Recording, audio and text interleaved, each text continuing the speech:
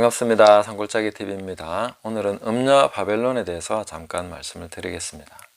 성경 본문을 통해서 음녀 바벨론은 무엇인가 하는 것을 살펴보고 그것을 해석한 다음에 특정한 대상에 지목을 해서 음녀 바벨론을 적용해 보는 것도 의미가 있을 것입니다. 그런데 대부분 보면 본문에서 음녀 바벨론인 누구인가 하는 것을 그렇게 해석하기보다는 부분 특징들을 따와서 그 부분을 적용해서 그냥 이거다, 이것이 아닐까, 이런 식으로 얘기가 좀 많이 된 것 같습니다.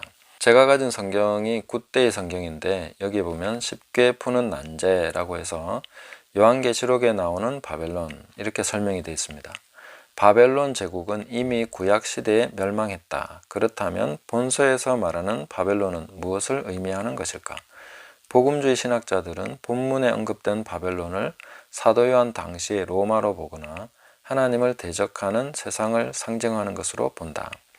즉 거룩과는 정반대되는 세속 문화의 중심지인 대도시, 더 나아가 죄악이 관영한 온 세상을 상징한다고 보는 것이다. 본장은 외면적으로 아무리 화려해 보여도 물질주의, 쾌락주의, 이기주의와 온갖 부패의 온상인 세속도시가 결국 하나님의 진노의 날에는 처참하게 멸망할 것임을 보여준다. 이렇게 설명을 하고 있습니다. 이런 설명은 굉장히 붕 뜬 것 같은, 그냥 본문을 이해했다기보다는 어떤 개념을 그냥 여기에다 계속 집어넣어서 또 하나의 이론을 만들어내는 그런 식으로 저는 이해가 됩니다. 세속도시가 좋다는 것은 아니지만 여기서 음녀 바벨론이 세속도시를 말하는 것이다. 이렇게 보기에는 그 내용들이 너무나 다릅니다. 물론 세속화된 부분들 분명히 보여줍니다만은 이것은 하나의 도시로서 의인화된 그런 모습을 보여주는데, 이 도시로서 의인화된다 하는 것은 거룩한 성 새 예루살렘이 있습니다. 이 두 가지를 같이 놓고 봐야 음녀 바벨론이 이해가 되는 것입니다. 그래서 음녀 바벨론도 도시를 사람으로 묘사했고 거룩한 성 새 예루살렘도 도시를 사람으로, 예수 그리스도의 신부로서, 어린 양의 신부로서 그렇게 묘사가 되고 있습니다. 그래서 음녀 바벨론은 거룩한 성 새 예루살렘과 완전히 대비되는 그런 개념, 그런 존재로서 이해하는 것이 바람직하다 하는 것입니다. 저는 마태복음 21장과 22장에 나오는 이 포도원 농부 비유, 그 다음에 혼인잔치 비유가 요한계시록 이 본문들을 이해하는 데 있어서 굉장히 중요한 그런 핵심적인 내용을 담고 있다고 봅니다. 왜냐하면은 이 포도원 농부가 이제 유대인들인 거죠. 유대인들이 제대로 하지 않았기 때문에, 열매와 소출을 제때에 바치지 않았고, 그리고 그 아들 상속자를 죽였기 때문에, 그렇기 때문에 어떻게 합니까? 21장 41절에 보면 그들이 말하되 그 악한 자들을 진멸하고 포도원은 제때에 열매를 바칠 만한 다른 농부들에게 새로 줄지니이다. 그래서 악한 자들은 진멸하고 포도원은 제때에 열매를 바칠 만한 다른 농부가 누굽니까? 바로 이방인들에게 준다는 것이죠.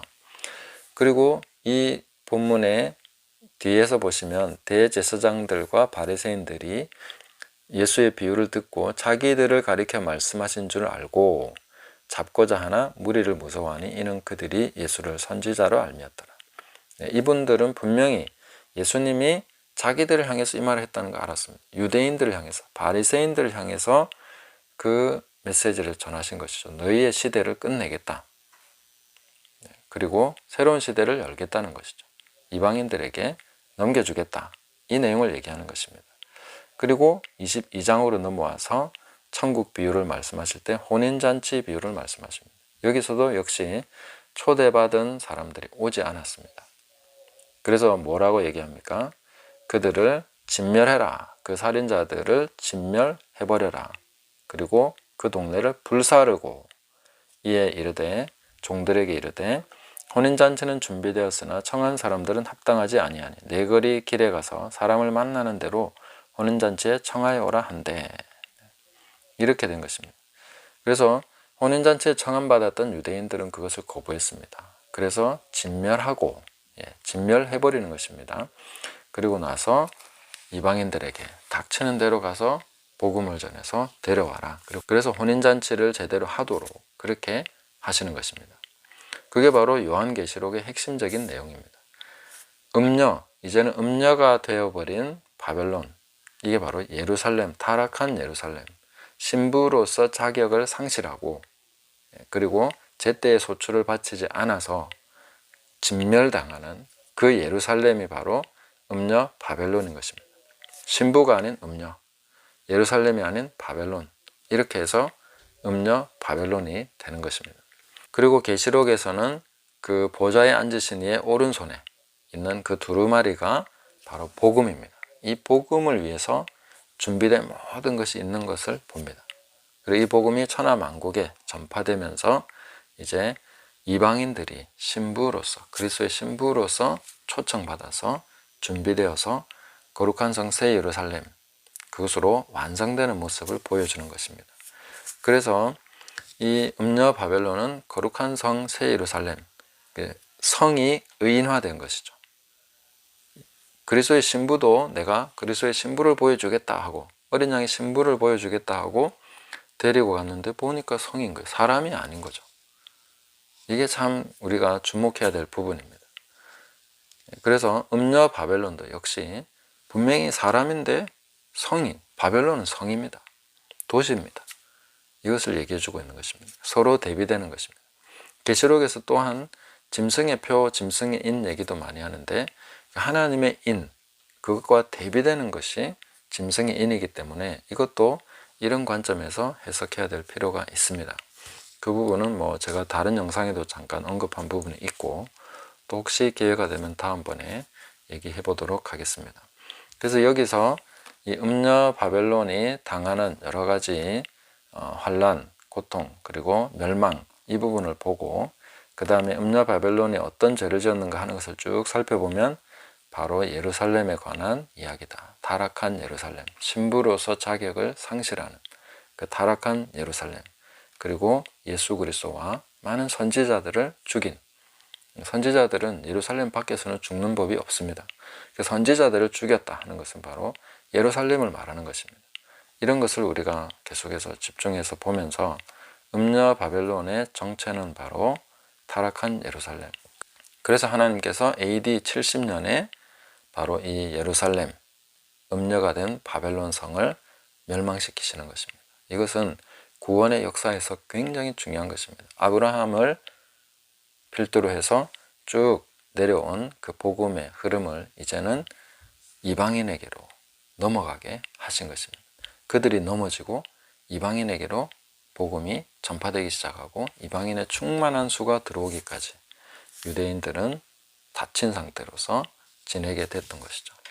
이 부분을 얘기해 주는 것이 바로 요한계시록, 구원 역사에서 가장 중요한 이 부분이 어떻게 하늘에서 결정이 났는가, 그리고 이런 것이 어떤 식으로 진행되는 역사인가 하는 것에 대해서 보여주는 것이 요한계시록이기 때문에 음녀 바벨론의 정체, 그동안 많은 특정 대상들이 지목이 됐습니다만은 가장 먼저 우리가 해석을 통해서 깨달아야 될 것은 음녀 바벨론은 곧 타락한 예루살렘, 아브라함의 자손으로 자칭하고 있는 이분들을 얘기하는 것이다 하는 것을 분명하게 해석을 통해서 볼 수가 있겠습니다.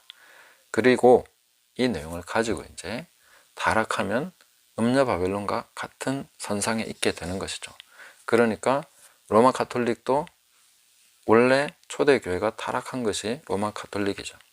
그렇게 되는 것은 보면 같은 계보를 잇는다 이렇게 볼 수가 있습니다. 지금의 개신교도 타락하면 음녀 바벨론이 되는 것이죠.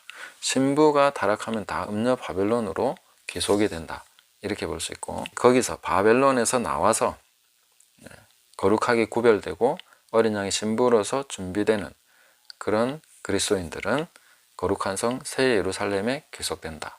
이렇게 우리가 큰 흐름을 가지고 그 구도를 통해서 이해해 나가는 것이 필요하겠다 하는 것입니다.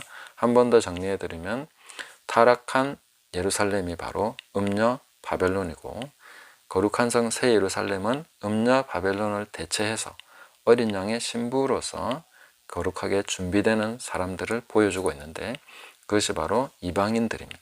복음이 전파돼서 충만한 수가 들어오게 되는 그 이방인들, 지금도 바로 그 흐름 속에 우리가 있다. 그러면 신부로서 부름받은 사람들이 타락하면 음녀 바벨론의 그런 흐름에 들어가게 되는 거죠. 그래서 로마 가톨릭도 해당될 수 있다.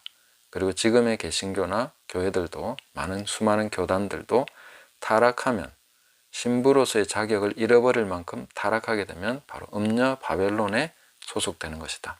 이렇게 볼 수 있고, 거기서 나와서 내 백성아, 거기서 나와서 준비되는 거룩한 신부로 준비되는 사람들이 바로 거룩한 성 새 예루살렘, 그 흐름을 따라서 가는 사람들이다. 그렇게 준비되고 있다 하는 것을 그렇게 크게 보고 이제 지금 일어나고 있는 많은 일들을 해석하면서 적용할 수가 있겠습니다. 감사합니다.